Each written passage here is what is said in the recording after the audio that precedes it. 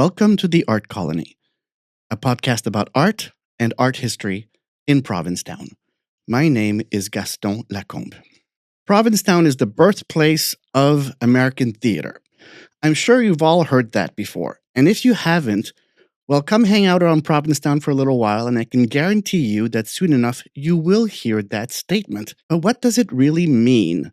How is it that in 1916, a small fishing village on a remote sandspit became the birthplace of modern American theater? So let's talk about that history, about the people who came to write, to act, and the plays created here that went on to redefine American theater. And also, let's talk about the active, vibrant, innovative, fun theater existing right now in Provincetown. So joining me today is the artistic director of the Provincetown Theater, Mr. David Drake. Hello, welcome everybody, and thanks for having me, Gaston. I've been trying to have you for months to come here. I know you have. I know, and I get so busy at the theater in the season. Exactly. Let's start by telling everyone, who is David Drake? Who am I? I don't know. Witness protection had placed me here and gave me this name, and now they gave me a job. No, let's see. I'm originally from Baltimore, Maryland. I'm 62 years old right now. I was an actor for many years, and then I went into writing, then I went into directing, and then I went into teaching, and then I went into producing. So if you're in the arts, in the performing arts in particular, this happens in the film industry too, which is you end up doing a variety of things, in order, how do you best serve the story is how I think evolved. And I think a lot of people have too. If you have a passion for your particular medium, which mine is live performance, although I've done television, I've done movies, I've done all those things, but I always come back to the theater. That's where my heart is. And that's where, I've always found my work for the most part, the consistency of work. And anyway, so you go through these different stages where you're of use, to telling the story, of giving the story. And after about, I started at 9 years old as a child actor in community theater. And then I became a professional actor in my early 20s in New York City, around the world, Los Angeles, lots of places. Anyway, regionally, as well as a regional actor. When I got in my mid 30s, I grew out of being the boy next door.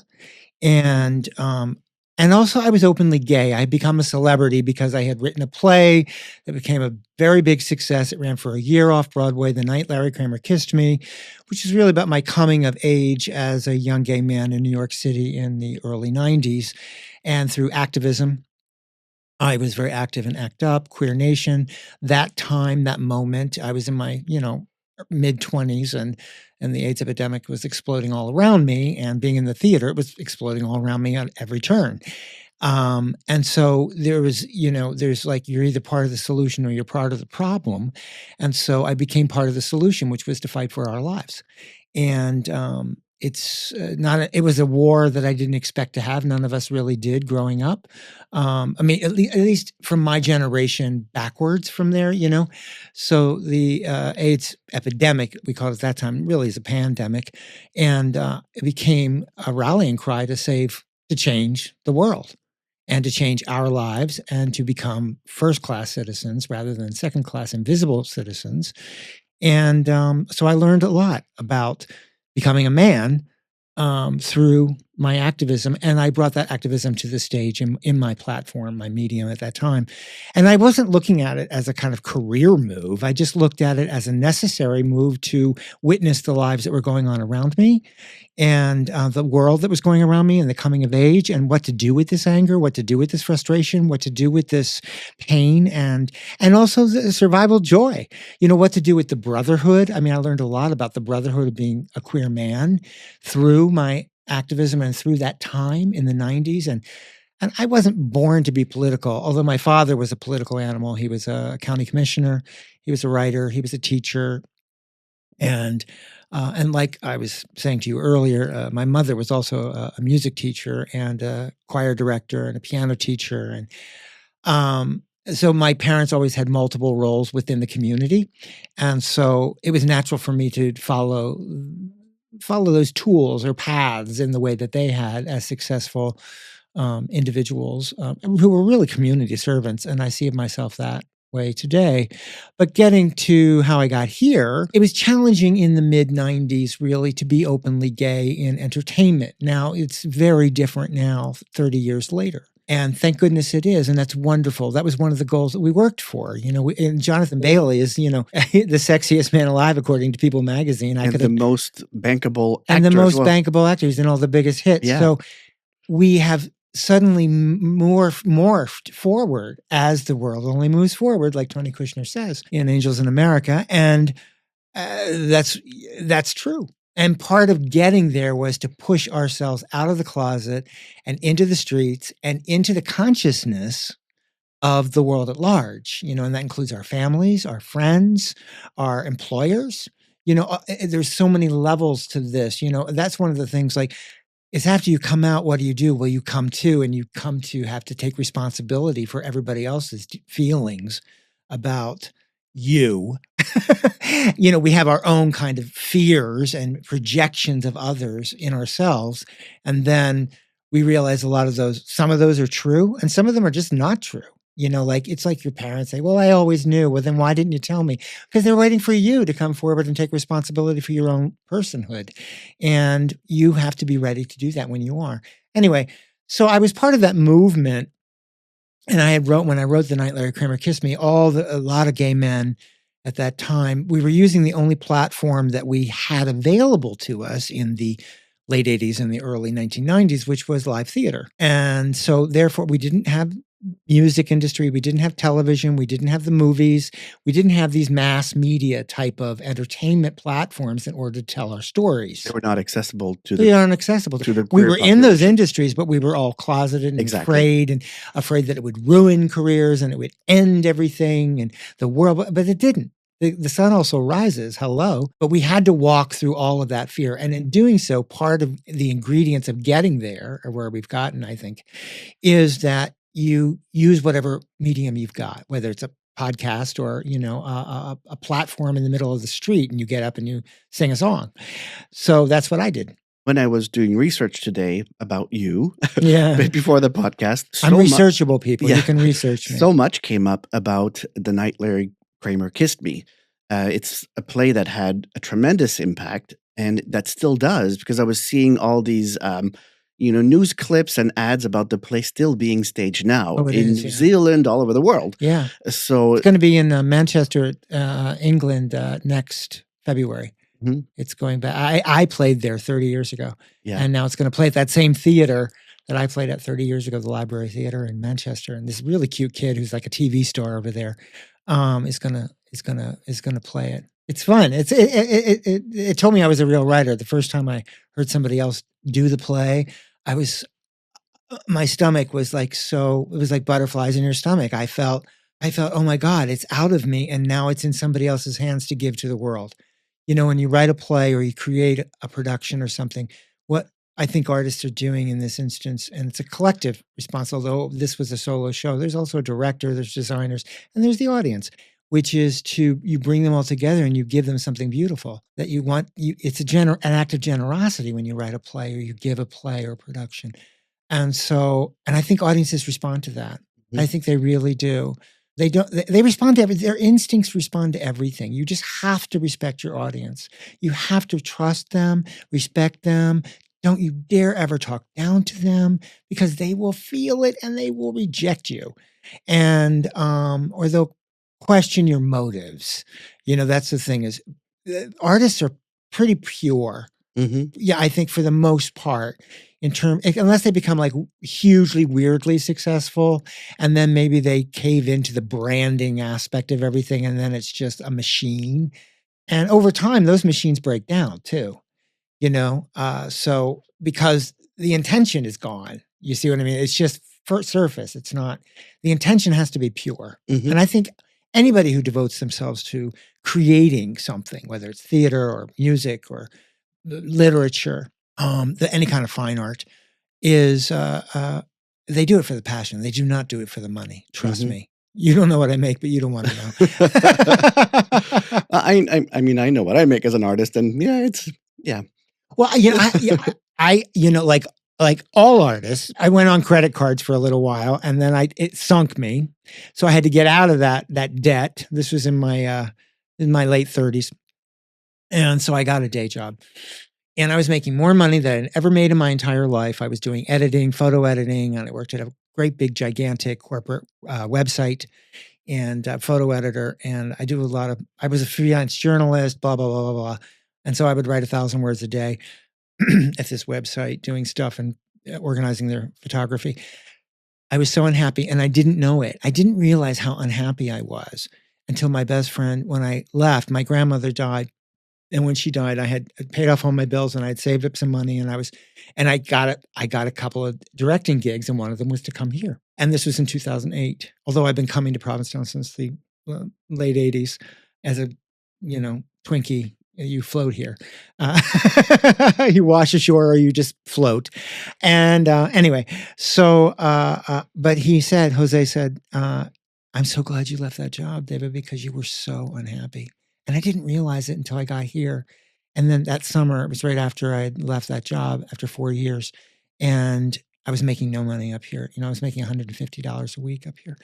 And I was putting in a show. I went down to the Herring Cove. I was like, oh my God, it's so beautiful here. Because I had been offered a job when I was 23 years old, to be a cocktail waiter at the Boat Slip, because that was my first time in Provincetown. And I turned it down. I was scared of that whole situation. And I also was, I had an apartment back in New York, and I was here for a show, and I did these shows with this performer. And anyway, for a couple of weeks, and went back, and I always thought, oh, I never got that summer in Provincetown the way the gay guys do.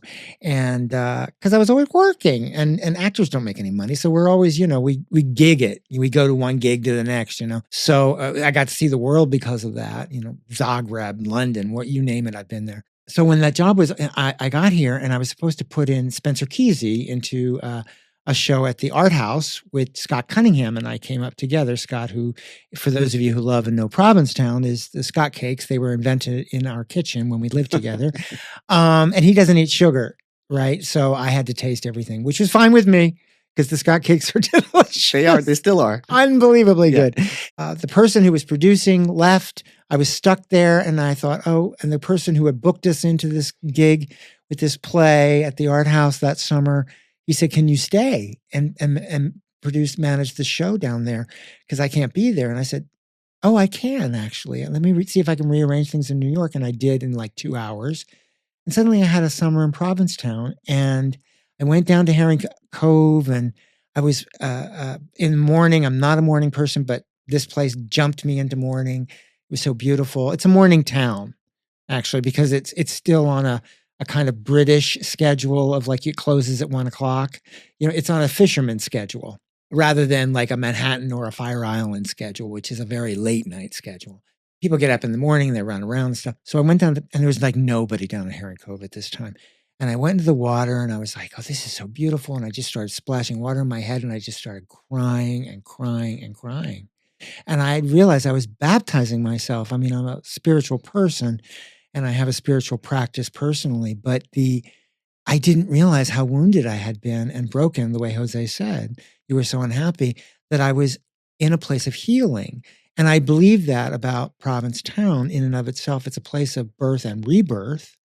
It is a vortex, like Sedona or, places like that where the ingredients, the natural ingredients, create a kind of spiritual energy or nutrients into the planet. Now, what that can also do is it can bring you up, right? Or it can also pull you down the way a vortex can. So that's why you have a lot of people who wash ashore here, midlife people, some early life people, some young people still looking for their identity, looking for where they belong in the world, outcasts and such, find their way here, have historically found their way here for a century or so. Many of them artists because they're outcasts, they're kooks. So since we're talking about Provincetown being a place of birth, yes. Are you ready to talk about history? Yes, I am. Okay. So anyway, I get off on these tangents. No, it's fine. 1916 is sort of a breaking point in American theater. In American culture. And it all happened here in Provincetown. It's called the birth of the American theater. So what happened? Well, we're talking about the Provincetown Players. Okay. And it was a group of bohemians in their 20s and early 30s. A majority of them were from Greenwich Village, New York, and they were radicals and poets and journalists. Mary Heaton Vorse is part of that team. Max Eastman, these people who published socialist magazines and things. There are a lot of kind of anarchist-ish writers and things. But what was happening is, and this happens at every turn of the century, I think, my theory on it is that when you go from one century to another, you leave things behind and you create a new vision for the next path forward. And that's true in all areas of culture and politics, and organization of people. And in this case, the American spirit was being born. It was the spirit that summer of Hans Hofmann, that the whole artistic arts community here was being born as well, the visual arts. World War One hit, Yes. and a whole lot of artists who used to go to Europe to get their nourishment from art were not able to do it anymore, so they came to Provincetown because, it was just the fashion to come here. And you had these thousands of artists in all different fields gathering in Provincetown. That's right. Now, who were the ones working in theater? And the ones in theater were, it was Susan Glaspell and her husband, Jig Cook. She was a writer. She was a journalist. They were all multifaceted people. Again, they were looking for platforms in order to tell the stories that were the American stories. And a lot of it had to do with feminism. When we talk about experimental theater for the Provincetown Players, they wrote a bunch of one-acts. They weren't really full-length plays. They did one season on Lewis Wharf, which no longer exists. It burnt down in 1929. And Mary Heaton Vorse and her husband owned that wharf. They had bought it. She was again a kind of socialist journalist who wrote a seminal book about Provincetown in the early 20th century called Time in the Town. And her house here is become the hub of a Provincetown Arts Guild that Ken Falk and Jean Tartaglia are behind. And it's wonderful. They've done a beautiful, amazing job with that. And she rented it to them because they wanted to put on some plays, some experimental plays. Those experimental plays had to do with women's rights, thruples, infidelity, and psychiatry. Those were primarily the experiments that they were doing because they were the young person's experiment in American culture. And they were borrowing actually from European culture too. I mean, the writers that inspired them there weren't other great American playwrights at that time. They were popular playwrights, but we didn't have a foothold in legitimate arts. Well, that's one of my questions. And they became the foothold. Because we talk about the birthplace of American theater, but theater was already there. So how was it reinvented or redefined here in Provincetown? I think what redefined it was that it was the American voice. When we talk about adding our voices and our stories that were legitimately stage worthy in the way that European plays were all stage worthy, in the same way that European art was expensive and worthwhile to own, whereas American art was just, like McDonald's, you just throw it away afterwards. So it was about claiming a place on the world stage, that the American identity, the American voice, the American perspective, the American point of view had to be looked at. Now, America is many different a nation of immigrants. And so therefore, the great contribution that American playwrights and theater makers have made including the American musical, is the multifaceted voices. And it's like, I think of it as a theater or writing as a house. And you look out of different windows. You can get into the building through different places. You can go in the front door. You can go in the back door. You can go in the window. You can go down the chimney. You can dig a hole under and go up through the basement. There are a variety of ways of getting into the story. And that's us. That's our country. We're not a monolith. And so religiously or even politically, racially, and now, we've expanded in the 21st century into a sort of gender neutrality and perspective that we are in the midst of choosing what it means to be inside this body that we have been given, and how the outside body or the container doesn't have to necessarily define or can define what's inside. And, gay people know that, queers know that, because we're born into this like, whoa, I'm not like the majority of the people around me. What happened that summer of 1916 on Lewis Wharf at the original Provincetown Playhouse, while they did their little one acts, they did them for about 3 months, the beginning of July, I think, all the way through like near the end of September. And then they would just do them for a weekend each. It was like a different thing each weekend. And the players were a fairly large troupe of different artists from different mediums. Again, visual artists. Charles Demuth was one of the players. He's the only gay one, really. And he's a painter and illustrator. Illustrator. Yeah, he made, if you're into old erotic art, I mean, his is like amazing. And Georgia O'Keeffe saved that, Do you know that? No. Oh, yeah. They were best friends. And when he died young and bitter because he had some kind of ailment of some kind, and his ability to walk left him, and he died fairly young, like in his early 50s. But he left her all of his erotic art, and she said, "You should destroy this. I want you to take care of this and destroy this." And thank God she didn't. It's it's like Beardsley. You don't want to get rid of that stuff. My God, it's like. It's brilliant. So, and Tom of Finland is, an extension of Demuth's vision of rough trade and erotica and male bonding in groups and stuff. Anyway, but he did a lot of other kind of cubist type stuff, beautiful stuff. And he was one of them. He was one of the, and he would paint sets. And they would just paint these things and put them up. And they had, they probably sat about, I don't know, 30 people max in that little room and on the fish house. And along the way came a sailor who came to town on a barge, and his name was Eugene O'Neill. And he was in his 20s. And he was a skirt chaser, and women threw themselves at him, and he loved it. And he had a sack full of plays, and one of them brought them over to Susan Glaspell and said, "Read this." And she said, "You're a real writer." And so they did a reading of one of his plays, and the play that became the popular play that summer and then went to New York is called Bound East for Cardiff. And it really captured the Irish low-class life and vernacular of these people. And inside that is where you find the poetry. And that's the American poetry from his own Irish point of view, you see. So it's not an African-American point of view. It's, there's all these different points of view. Again, we're back to the house metaphor, but he did, and there's beauty in it, and there's real feeling in it. It's about a loss of sailors in this play, and they're going to die. And that's, the American story. Or the world story. We're only on the planet for 10 seconds, and then we're gone. And we're all at sea, and these men are at sea, literally. And he had a bunch of other plays, and damned if he wasn't a real writer, like she said. And Jig Cook recognized it right away and said, "This guy is like really good. This is something new. This is fresh. This is now. This is us."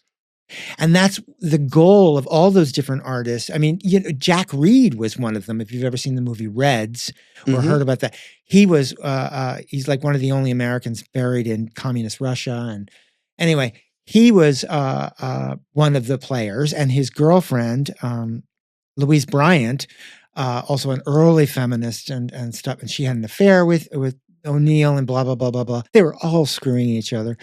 Really, they all were.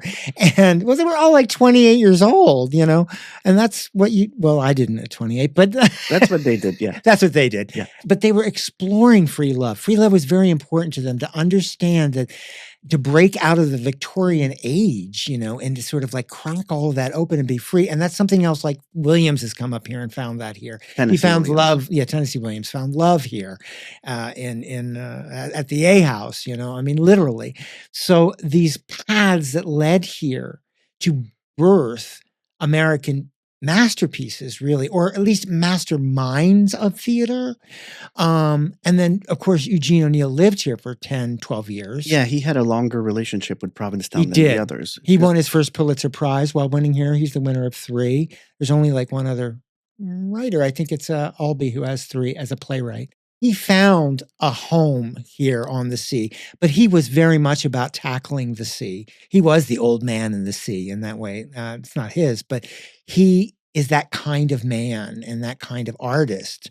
Whereas Thoreau, who came out here, was not a playwright, but he looked at it from afar. He kind of looked at as a picturesque. He looked at it, whereas O'Neill wanted to get in the water and actually wrestle with the whale, like Jonah or something. So it's interesting that this place inspires artists to go to the next step. And that's what Jig Cook did. That's what Susan Glaspell did. She went on to win a Pulitzer Prize after that. They were just created shortly after they were here.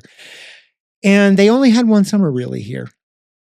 And Jig Cook rented this. So they all went back after the summer, the way people do here, to New York. And they had a rich woman who was helping them out there too. She had the crush on O'Neill, had an affair with him. I can't remember her name though. She was a widow and rich, and she bought him the house actually out there, the life-saving. Because he lived out in the dunes in Yep. an old life-saving station That's correct. until it toppled into the ocean. That's exactly from right. sand erosion. Right. Yeah. Yeah, out at like Peaked Hill. I mean, it's sort of Yeah. that time of Dune Shack and all of that. It's all mixed in out there Mhm. together. The temporariness and holding on to a temporary thing and building it yourself. But yes, he did have that, and he wrote his play. Oh shoot, I can't think of it now. Anyway, I can't think of the title. Does Provincetown show up in Eugene O'Neill's plays? No, not really. So he was here writing, but he wasn't necessarily writing about Provincetown. Right, exactly. It's like James Brown. I mean, not James Brown. James, Sweet Baby James. What's his name? The singer. How sweet it is to be in love by you. I'm not sure. James. Oh shoot! Your people watching are going to know it. He wrote all of his Sweet Baby James album on a couch in London, and it's all about the American South and stuff. So, Okay. I mean, we go to these places. That's true, though. We go to these places that allow us to open up our creative, our subconscious, or our box. That's the other thing about people who take vacations here. You come to a place like this, you go to any place for a vacation, and it breaks down your ego boundaries, and you're like, have a different experience. I mean, I always think of Provincetown for my audiences. It's like they want to come here, have some kind of magical experience that allows them to expand their soul and to enrich it, to expand it, to inform it some way and motivate it some way, and then they go back rejuvenated and with some new thought in their head or a feeling in their gut from being here. And I think that's possible here. And I think that's what draws a lot of artists here. And that's why you have something like the Fine Arts Work Center, which is people do come here to have that fellowship experience of being able to write what they write. Whereas, like Michael Cunningham did write a sliver of a book, which is Lovely Land's End, about Provincetown while he was here, but he wrote other things here too. So you need that space between you and your work to unload that onto your paper or whatever medium you're working on. So these Provincetown players and these playwrights who were here, they show up in the late 19-teens and the 1920s. Yes. But then when you look at the history of theater in Provincetown, somehow it sort of goes, 1916, birth of American theater, and now we have the Provincetown Theater with David Drake. Somehow there's really nothing much written about what happened in the middle, except for Tennessee Williams, who was here in the 1940s. Yes. But then, 1930s, 1950s, what was happening? Did we still have playwrights coming Yes, here? a lot. Yes, but not the substantial playwright. Not really. Eugene O'Neill defines the American playwright, whether you like it or not. He does, and that's just the way a patriarchal system works. And so that's where that's in place right now. But there was theater here, and it was popular theater like you would have anywhere. And it's like when you go all up and down the Cape, there's a bunch of theaters out here, right? There's Cape Rep, There's the Academy Players, there's the Eventide Players, there's used to be the Chatham Guild is there, the Falmouth Guild Theater is there, and Cape Playhouse is here. The guy who founded the Cape Playhouse in Dennis worked with the Provincetown Players after the Provincetown, right after the next summer on. There was a place, guys, called the Barnstormers here in town that shot up shortly after the Provincetown Players, a few years after that, and O'Neill worked with them a little bit. So but the founders of that were part of the original team. So I think of us as all kind of cousins to each other out here on the Cape. And that guy, I can't think of his name, who founded the Cape Playhouse. He bought this old meeting hall and he dragged it over there onto that property he bought and turned it into a theater. And they're going on, I think last year was 98 years. Wow. And next year, I think it's 99 or 100, one or the other. So they're going into 100 years. They're like the longest running summer stock company in the country. And they only produce in the summer because the Cape is considered widely to be a summer place. And with my job, I have a full-time job as the Provincetown Theater artistic director. We have a year-round programming. We do productions from early May through the end of December. And then we're off January, February, and March. We start up again, and it's kind of April. But we also have programs going all year round. So it's different types of people. There's only 10,000 people on the Outer Cape, and we're like the biggest town. Mm-hmm. and we don't even count as a city. We're a town. We're a town, and we're down to 3,000 at the depths of the full timers like you and me. And so you have to speak to those people as well as other people. But getting back to your original question, there have been theaters, and there was the Provincetown Playhouse downtown on Gosnold Street for about 25 years, and in the 50s through into the early 70s, I think, is when the fire happened. And Jacqueline Kennedy came there. Which fire? The fire of the Provincetown Playhouse? Yes. Okay. Downtown. Mm-hmm. On Gosnold Street, where the Julie Heller little gallery is down there on the end of that street. The way by the beach. By the beach. Okay. That right, there's a little lot there, and that was the theater. That's where the Provincetown Playhouse was. But there was the Wharf Theater in the west end of town. That was a hurricane took that one out and sank it in the 1940s. So there's been a bunch of theaters, and here over time, the Barnstormers, like I said, there's a book called Provincetown is a Stage. It's an excellent book about the theatrical history of Provincetown. And you can find it on Amazon. That's how I got it. And I love it because it goes into all these details and how they're all interconnected, like I was saying. There's another book about theater on the Cape written by Sue Mellon. It's very good as well. I'm in that book, but because it's more contemporary. She wrote it a few years ago. And it goes all up and down the Cape. So, but like I was saying, they are kind of interconnected to each other. Mm-hmm. The performing arts is a smallish community. And it's like when all these people from New York in the summers come up here, I know all of them.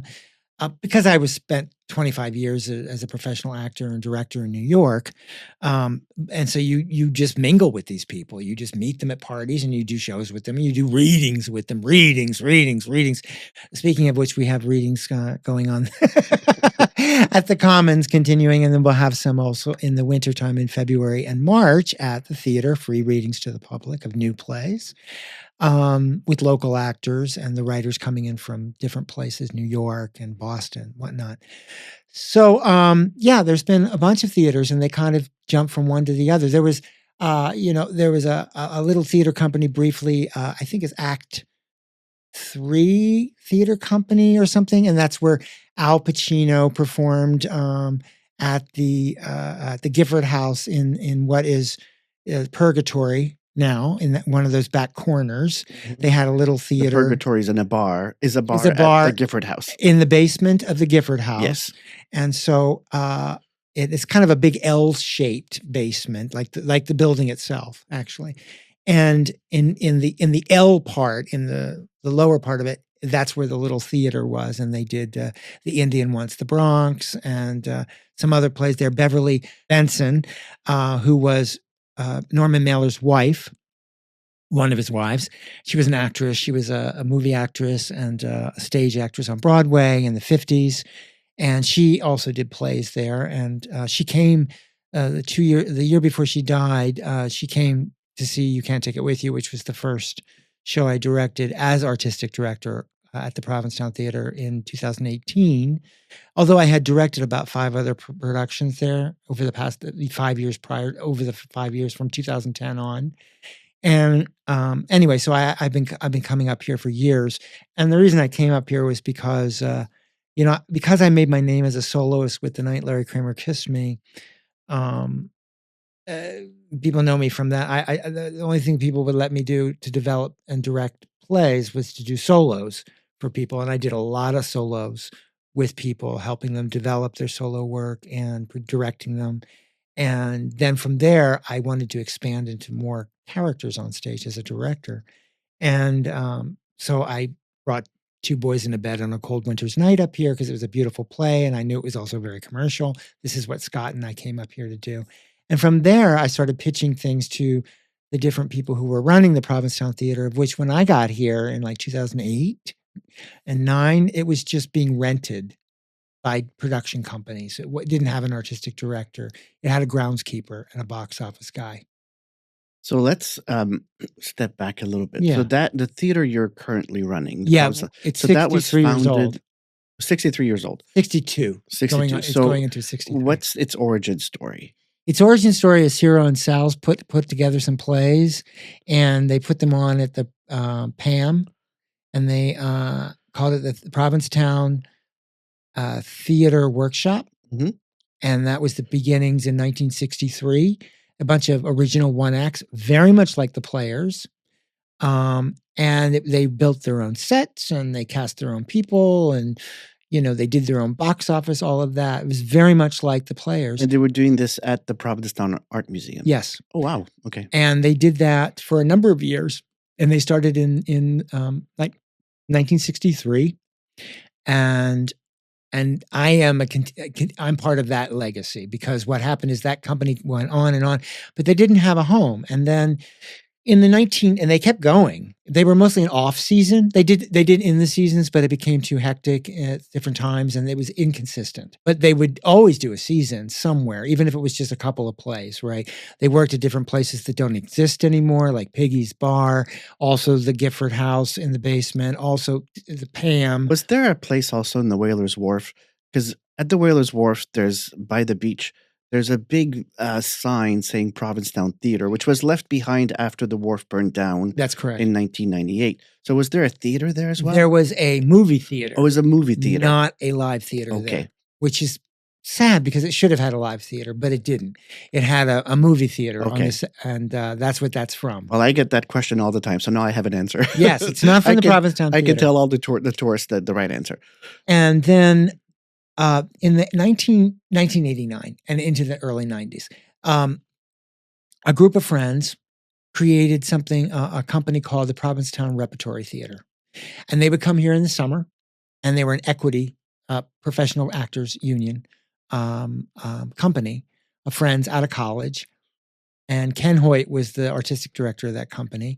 And they created a little repertory company, and they performed at where's the museum at the Pilgrim Monument up in there. And they had a little theater there. And that's the first play I ever directed was for that company in that space. It was a solo show that I worked on with an actor who was in the company that summer. And they invited me up to come and work on it with him. And Kenny was really a smart guy. And I took a lot of lessons, a lot of pages from his playbook, actually, when I started creating, when I came on as artistic director here, which was to invite well-known writers in to honor them and to do their plays and things like that as fundraising events, which is where our annual awards started with Terrence McNally and Paula Vogel, et cetera. And then we did, so they had that company, and neither of them had a permanent space. So several civic leaders, including most prominently Alex Ritchie and Joy McNulty, who owned the Lobster Pot, and her son owns that now, Sean McNulty. He's a supporter of the Provincetown Theater. He's a fantastic guy. And his mom was awesome. She was awesome too. She loved everything I was doing. She was always so supportive of me whenever I was in town and when I got the job. And they came together to build what we now have as the Provincetown Theater. They said, we've got these two little theater companies in town. Neither of them have a space. We are the birthplace of modern American theater. We have got to have a building. And Alex Ritchie was the publisher of what was then the big newspaper here called The Alternative, and the Provincetown Alternative. And they came together and raised millions of dollars, although it was primarily, from what I understand, from its chief benefactors, and chose a building. And it was that garage over on Bradford Street where we are now. And they remodeled that garage and turned it into a live theater performance space. So it was like a mechanical garage It where was. people would go to get their cars fixed. Yeah. It started in 1939 as a car dealership. Mm-hmm. And then over the time, by the late 50s, early 60s, it had turned into a garage where you got your car fixed. And the guy who owned it is still around, actually. So they did. And I like that because, like, there's a famous off-Broadway theater company that no longer exists, but it was seminal in New York theater, very much like the Players. Again, these groups of people called the Circle Repertory Company. And the Circle Rep they introduced plays by Paula Vogel, by Lanford Wilson. I mean, so many people's careers. Cherry Jones came out of that company. You name it. Joe Mantello came out of that company. Jeff Daniels came out of that company. William Hurt. And they had a garage in Greenwich Village. And because they were, Circle Rep was a series of writers and who had come out of Cafe Chino, which is the birthplace of Off-Broadway in New York City on Cornelia Street. Anyway, it's a long story, but the point of it is you gather these people together and bang, you start getting stories. And they start getting staged no matter where, on tabletops, literally at the Cafe Chino. And where Sam Shepard came out of and so many other people. And so when I think of that garage that we work in, I think of that garage in New York that I saw plays in that was Circle Rep, where I saw Cherry Jones and Joe Mantello in the Baltimore Waltz. And but the building you have now, yeah, it's been fully renovated. It doesn't. It's completely renovated. It doesn't have like an oil drain in the middle of it anymore. No, although I love those details, you know, Yeah. like those old abandoned house details, or what is this in my house? Mm-hmm. And then somebody explains what it is. It's like an oil burner or something. Yeah, but we do have, like, for instance, we do have these garage doors on the side still that were in the original shape of the building. The footprint is the exact same, because you have to do that. If you mess up the footprint, they will drown you in the bay. The Historical Society. Yeah, okay. But no, so you have to be very accurate about these things, and I appreciate that. I really do appreciate historical accuracy with these things. And so they rebuilt it. And when did this happen? In 2002, it reopened. They bought it in 2000, and in 2002 it reopened.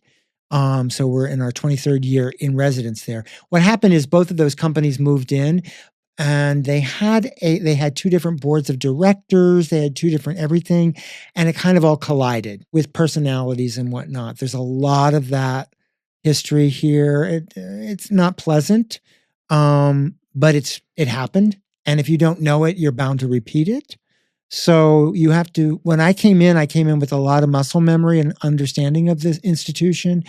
And I've been working very hard to not let us go down these paths that is part of a muscle memory of an institution. I don't know why these things repeat themselves, but they do. And so we have to be cautious and careful and caring about what we want to go forward. They all collided. It nearly imploded. When I came in, they were when I was offered this job at the end of 2017, beginning of 2018, they were on the verge of selling the building. They had no consistent programming, and they had 7 subscribers. We have 437 now.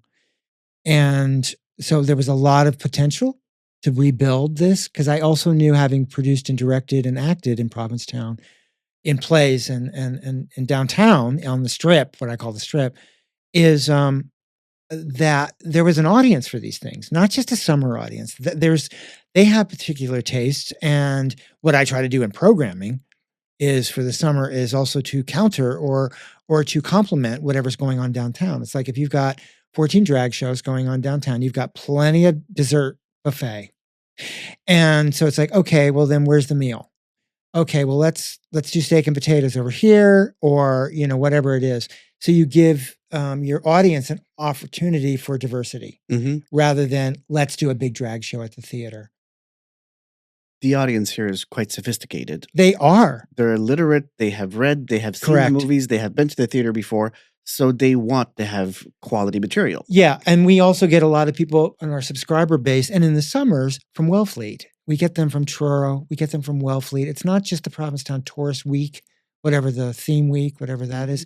I try not to program in terms of those weeks because downtown takes care of a lot of that for us and offers fantastic shows. I'm not kidding. I mean, if you look at the quality, when you see the quality of entertainment and drag and singing that's going on in this town, it's absurdly good. I mean, it's outrageously crazy good. It's like Vegas, like in the 60s or something. And if we lived in a different universe, all of these people would have major TV shows and they would all be, superstars. And they are superstars to us. And that's part of the charm of it, is that they're not actually superstars. In terms of like mass media and but they have these beloved followings and those performers love those people. Again, we're back to you have to respect your people. When I look at Varla, who I've known for 30 years, I knew her in New York. Him, Jeffrey, Varla G. Merman, who was one of our first guests on the show. We gave Varla Gina a community impact award this year at our annual awards.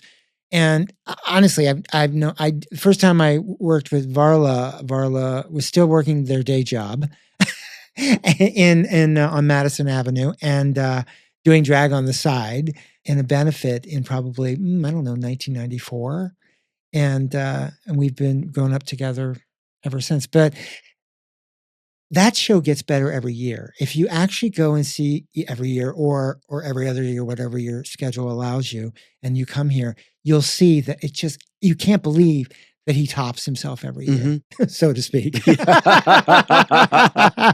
I could, I would. Reach. Anyway, I'm going there. So considering all the high quality entertainment all over town, quality. How do you then decide on your schedule for the season? Oh man, you're getting me this week too because I have to present it to the board and the managing director this week. I look at it seasonally. What's the season? Who's here? What do they need? And when I say what do they need, that takes some psychology on my part to be like, okay, where are we as a community and as a larger culture? And what might complement that or unpack that or balm that? Because we're going through so much trauma in the last, since I got here. I mean, the second year I was here, Trump was elected. So, I programmed angry shows. I did. I thought, okay, we're gonna tap into the frustration and rage in the first Trump year with August Osage County. That was a fantastic play. Oh, thank you. And Sweeney Todd. But the one thing that was absolutely impressive about August Osage County is the way you had staged it. Oh, thank you. You basically had built a house with transparent walls on 3 floors, and the audience was sitting all around, and the actors were functioning in this house as if they were in a real house. It was an incredible sight as an audience member to see all this happening on 3 floors with transparent walls. Oh, thank you so much. But Ellen Rousseau did that beautiful design. We talked about it. I said, I really want people to be at the table in the house rather than a proscenium style, which is a traditional style theater. We have this big black box at the Provincetown Theater, so we can reconfigure the room, which audiences love. And for me, it means I'm doing something. When you walk in the room, you go, oh my God. And it means I've done something special for you. We have done something to surprise you and to say, We know you're watching. We know you're looking. We want to give you something cool, Hmm. something special. And you just described it. Yes, you looked through the studs of the house inside this cage of a house where these people were trapped and this family, it was at each other's throats. And it's also a very funny play. But you could sit at different places in the room and you could get a completely different perspective of it, which I loved. That was a kind of tennis court style, what I call, on either side of the house. And we designed it that way so that we could keep it that way because I had envisioned Sweeney Todd as a director and as the artistic director. I'm very sensitive to nautical themes here. I like to push on them or lean on them. There's nothing really coming up next year that has that or had that. This year we had Jack of Hearts Club, which had a nautical theme because it's a bar in Provincetown. But this notion of the water, we did it on a barge in the middle of the room. And out came, Sweeney came out from underneath like Dracula, like Nosferatu Dracula in the Demeter arriving in London. So it was this thing. So you also looked on either side of that barge and there was all these trap doors and people There were, coming from because everywhere. at Sweeney Todd, depending on where you were sitting, you were seeing different type of action because there were bodies falling down with trap doors Yeah. on the sides of the stage. Yeah. So that was an ambitious year. And it was a good year Mhm. and very good. And that was the first year we sort of shook up the space. I kept it proscenium the year before that for You Can't Take It With You, Love, Valor, Compassion. Oh, no, we did in the round. We did the Laramie Project in like a barn. Oh, yes. I remember that. In the round in a square, like a square dance hall. And then Always Patsy Cline back to a kind of proscenium. Anyway, we did. So we configure the room in different ways. This year we only had it once where it was configured slightly differently. But we've done in the round, like when we did Rocky Horror, we did it in the round. We did it on a platform in the middle of the stage and the audience is on the floor, it's flat, and the band was up. So it had a kind of, my idea is like, let's do a kind of the show is a rock concert strung together with a little story. And so let's present it by looking, when you go to a rock concert, ideally you're down on the ground in the stalls and you're looking up at the stars. And so that was the gist of that idea. And it also shook up the idea of you want to say, we're in control of the story, not you. And with Rocky Horror, the audience thinks they're in charge of it because they're so accustomed to it. They want it a certain way. They have expectations. But when you say, I'm going to give you some of those expectations, but I'm going to surprise you with something new. Like we had an African-American guy playing, Frankenfurter. We mixed it up, Mhm. we had an Asian actor playing Riff Raff. I wanted to keep it loose, Mhm. And fresh. Now, a Anyway. couple of weeks ago on the Art Colony podcast, we had Jonathan Richardson talking about the Jack of Hearts Club. Yes. So that was He wrote it. So something that was done all locally, Yeah. with a lot of your participation as well. So so how does that happen? Because you have to put your schedule. You said you have to present it to the board about a year in advance. So somebody comes and says, "I have a play for you."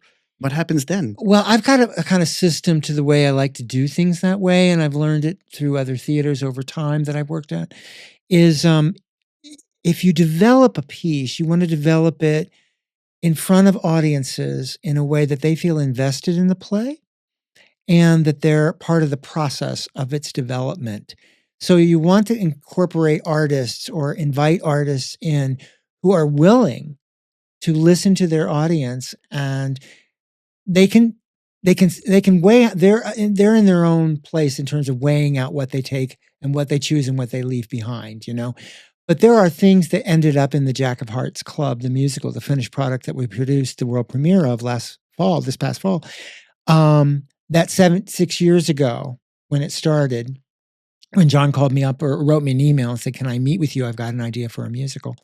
And so he came over and he sat down and he played me a couple of songs and we talked about story and he talked about gay history and how much he loved it and this and that and all these things that he was talking about. And we started working together in a way that we would just meet every few weeks and then he would bring this new material and we'd sort through. It's interesting to watch. But John, I said, he goes, I want to have a reading, but I don't have a script. I don't have a writer. I said, I think you know what you want to do with it. I said, try it. And he would write these scenes. I said, John, you're a writer. You can write dialogue. You can write a scene. You know a beginning, middle, and end. Dramaturgically, which is like an editor for a playwright. I said, well, look, you've got these songs, and his way in to writing his show was to write each character a song because that's his medium, songwriting, right?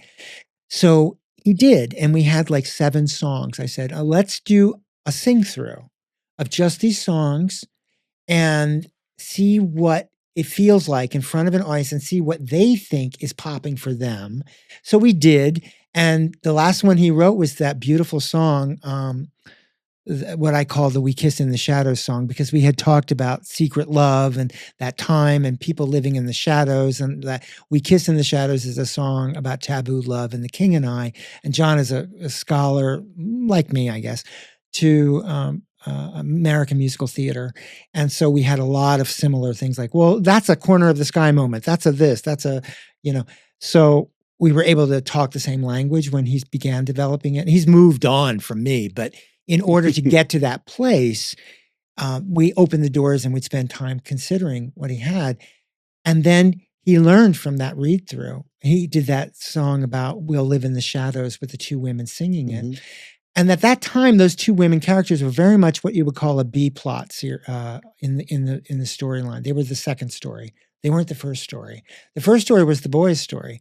And so over time, again, with these readings, we did 5 of them, I think, and over time, and they shifted around. The characters moved forward. Some characters receded a little bit, but they were pretty much the same characters that he started with, that he ended with. They just changed in age and not gender so much as, but age and prominence, and their backstories kept changing, some of them. Others stayed exactly the same. So it's interesting to go with an artist who's willing and open to doing the work. I mean, if there's anybody who walks the walk, it's John Richardson. And that's what a real composer or theater artist who's creating something new does.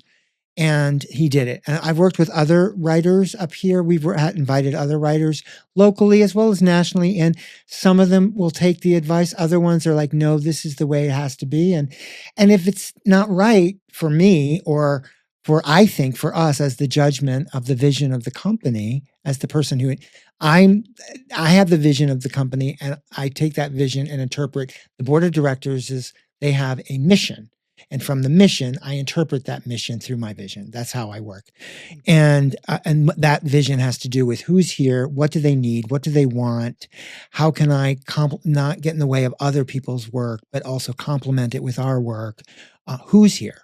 What actors? Gaston, what do you, when we do French things, we'll have you come in. I always wanted to do Salome actually in English and French because it was written in French. Don't depend on me for that one. So there are different ways, but yes, if you're an artist out there looking to work at our theater or submit to the theater, just be open to others' experience and insight, as well as the audience when they see something. It's not everything is ready to go after the first or second draft. In fact, John's play took 6 years to get here. Mm-hmm. And over time, and he worked very, very, very hard, diligently hard about it. Songs went in, songs went out. They came back in. They came back in revised. They were thrown out again. They came back. So these puzzle pieces that you put together, and then the right people for John became gravitated towards it, whether that was actors or a director who was right, because it led itself into a female storyline. It needed a woman director to bring it forth. And it became a mother-daughter story, which had not been part of the kind of thrust of it, I would say, before. So it was really interesting, and it's been an honor to help shepherd that, at least, because if I had said, John, a musical about Provincetown in the 60s, that's really quaint. I could have said that, or How Precious of You. You should do it down at the Crown and Anchor as a cabaret show. And at that point, if I had said that possibly to him, he may have been insecure enough to go, oh, you're right. That's what I'm going to do. I'm just going to do that. Because you need somebody to believe in you. And that was, I think for him, hopefully, it was for me believing in him and hoping he would grow, and he did. He is a perfect example of an A student. Well, good. And the show is fantastic. Oh I my mean, God, the I- show is beautiful. and you're bringing it back in the We summer are. of 2026. We are. And do you have other previews you can give us? What's coming up in 26, or you're not allowed to talk about I it yet? can't because the board has to approve these things. You know, I can make my suggestions, but there are 10 people on a board of Okay. directors who have to say yay or Okay, nay. you're off the hook. And you know what, though? A lot of that doesn't have to do with taste, folks. It has to do with money. Okay. It's like you saw the Jack of Hearts Club. Well, you also saw 5 equity contracts a week on stage, 5 professional actors, plus some very professional non-union actors, right? Which means they had more rehearsal time. They were paying a living salary each week. So those elements add into the kind of quality of work that you can get. That doesn't mean I don't get quality out of my local performers. I do. And that's why I think they keep coming back and wanting to be in shows with us, is because they feel like their work is well presented, that I'm not letting them fall on their face. And I frame them properly with the productions and the costumes, and the audience is there wanting to receive something, and they know the expectation is high. So they want to do their best game for us. And so, and ideally, and when I bring in guest directors too, that they can teach people in our community new tools and new things that they can learn, that they can bring to the next show and the next show. And I've seen that happen here over my 7 years here too, which has been fantastic. And those of us who live here and we know our neighbors, you know them. We've seen these people start with their first show and then their second show, and now they're in their 12th show. Right. And they keep on getting better and better all the time. And they're very high quality acting. I think so. And these are just, Provincetown locals, people who were born here, people who moved here, people who work at your bar. Yeah. But they are, very the quality high. is, yeah. I mean, I'm really, if there's something one of the things I'm most proud of, it's like, in order to really give people who want to explore that part of their creativity, performing wise, the opportunity to do that and to grow.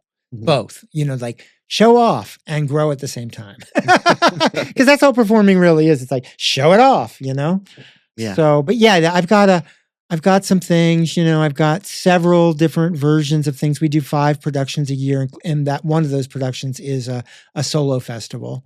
And we have 60 submissions this year. Oh, wow. And you're going to be choosing 4? Yeah. So there's a group of us going through all the different submissions and looking at, and two, that's another thing, like,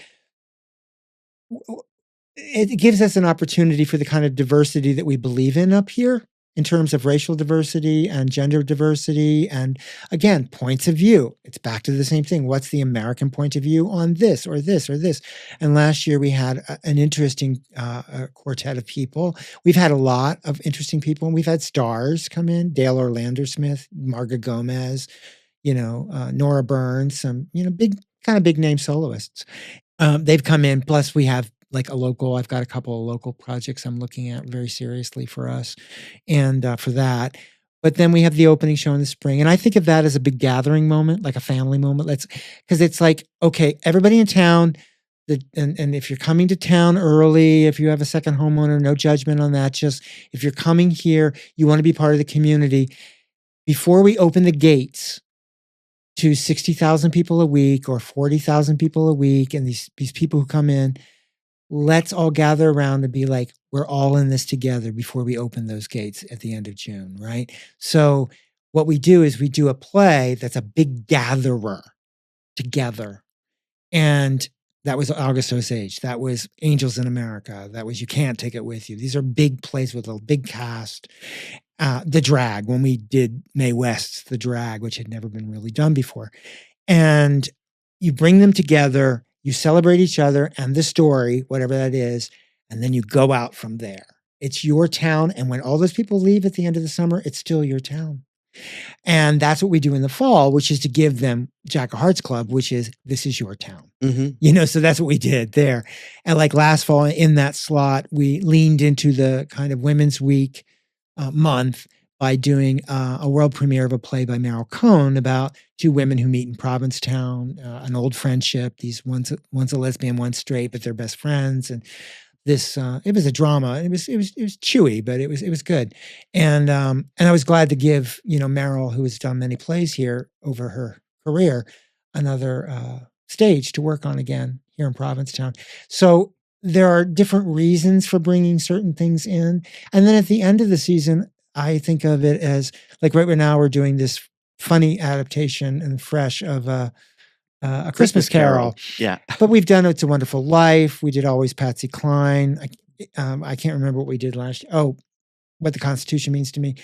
We've done plays where I try to bring people together between Thanksgiving and the New Year holidays, the Yuletide holidays, is to bring that generosity of community back again together for a grace note out of the year. Last year we did Almost Maine. We had all these different couples and it was sweet, and it was after that hideous election. And so I knew no matter where the election went, that 2 weeks after the election you open, that show, and that I needed a balm. I'm going to need, no matter what, I'm going to need an embrace to say, you deserve a hug for having gone through this year. Here's your hug. So we had this huge cast of 18 people, and everybody got a shot at, shining. And it was really lovely. It was really sweet. And it was heartfelt. Mm-hmm. So if people want to find out what the programming will be for 2026, what's your website? Provincetown Theater, Theater.org. Org, not com. Not com. It's org. Okay, as remember, in organs. Provincetowntheater.org. .org. It's an organization. Theater with ER at the end. Right, because that's the American spelling of theater. Mm-hmm. British is RE. American is ER. Mm-hmm. Well, it's been fascinating talking to you. Oh, wow. I feel like you still have hundreds of stories in you that we have to, we'll have to have you back and go through all these stories. Oh, sure. Yeah. Sure. We can talk about, when you do stories about celebrities, I can tell you all my dirt. Oh, okay. And I want to thank you all for joining us. I want to remind you as well that if you would like to support the Art Colony podcast, you can go to buymeacoffee.com and look for the Art Colony podcast and leave us a tip. And since this is the last show before Christmas, you can leave us a Christmas gift also. Yes. So buymeacoffee.com/the Art Colony podcast, or you can just go to the website and look for the Art Colony podcast. So David, Merry Christmas. Merry Christmas. Happy New Year. And thank you for joining us. Oh, it's a pleasure. Thank you for having me. It's really an honor to be here. And Merry Christmas to all of our listeners.